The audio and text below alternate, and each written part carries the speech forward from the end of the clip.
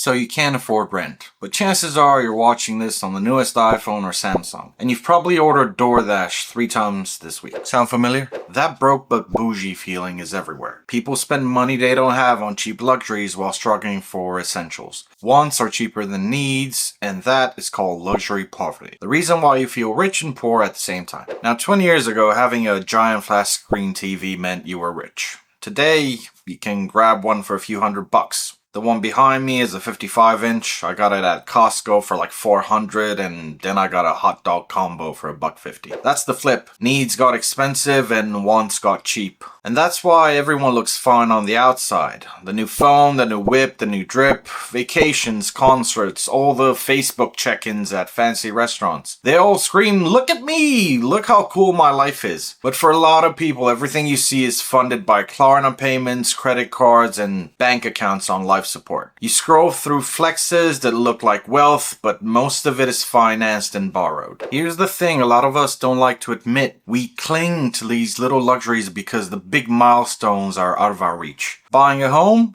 Out of the question. The median home price in the US is now more than 6 times the median income. Paying off student debt? Takes decades. The average borrower leaves school with around 30 grand in debt. Starting a family? That's funny.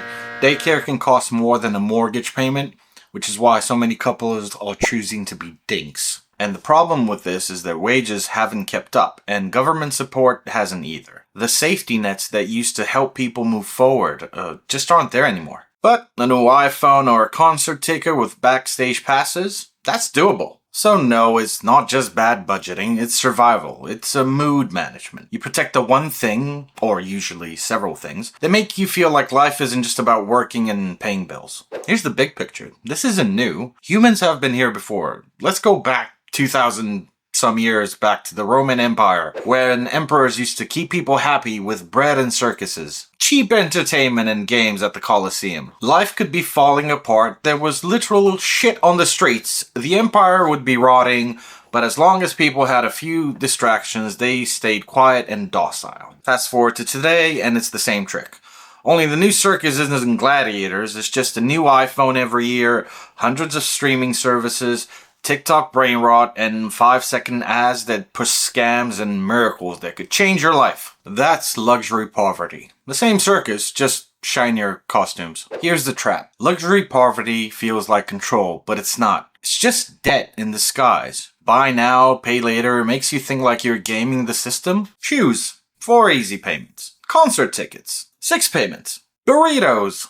Yeah, you heard me right. In the US, you can now finance your fast food delivery with DoorDash. It feels painless until all those little payments stack up into a bill you can't afford. Then come the credit cards. Same thing. Swipe today, regret tomorrow. But the bill doesn't hit Instagram, only the flex does. That's the dangerous part. The illusion looks the same as reality. Rich or broke, everyone's holding the same iPhone. Today, people will rather look rich than feel poor, even if looking rich is built on minimum payments and overdraft fees. That's why luxury poverty works. It buys you image, it buys you dopamine, but it costs you your time. You're literally trading tomorrow's paycheck for today's highlight reel. And the longer you play the game, the more you confuse borrowed confidence with real stability. That's how you get stuck, and eventually the math stops working. Your paycheck won't be able to cover all those little payments. And when that happens, people do the worst possible thing. They borrow more.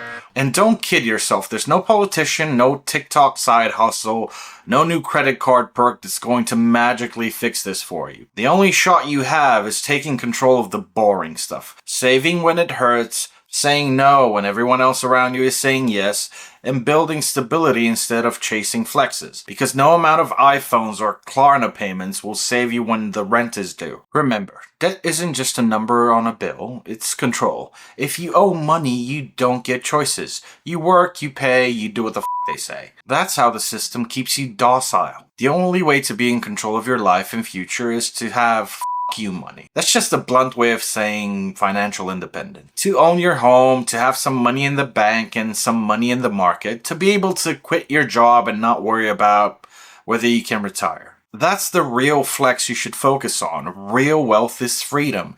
And most people chasing little luxuries will never get there because they're too busy financing stupid shit at the circus. That's all I gotta say about that. See you in the next one.